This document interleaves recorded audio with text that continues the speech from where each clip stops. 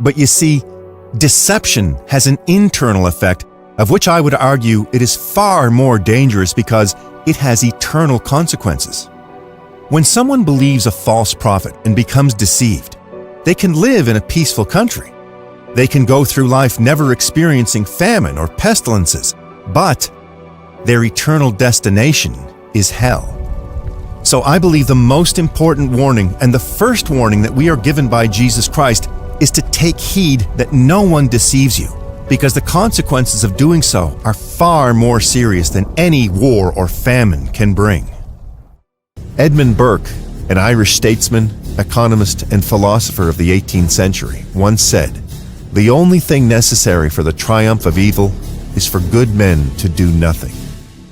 There is no doubt today that the moral decline seen around the world can be attributed to good people doing absolutely nothing to stop the force of evil that is consuming cultures internationally.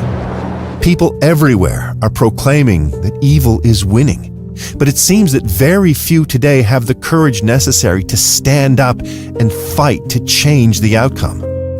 After 40 years in the wilderness, when the Lord sent the children of Israel into the Promised Land, He stirred them to greatness in Joshua 1, verse 9, when He said, "Have I not commanded you? Be strong and of good courage. Do not be afraid, nor be dismayed, for the Lord your God is with you wherever you go." God's chosen people had no idea what they were walking into. They only knew that they would have to fight to take the land, and that God had promised that He would be with them wherever they would go. We have come to a time in our world where we can no longer sit back and allow the enemy to possess the land that God has given to us as an inheritance. Genesis 19 says, "The sun had risen on the earth when Lot came to Zoar.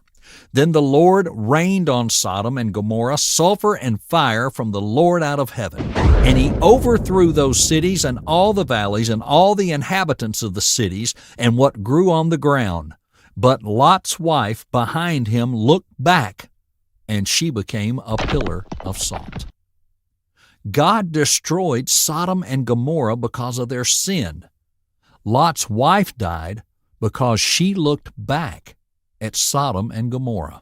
You may think, why would she die by simply looking back at a city? To understand that, you must understand how wretched and depraved Sodom and Gomorrah were at the time.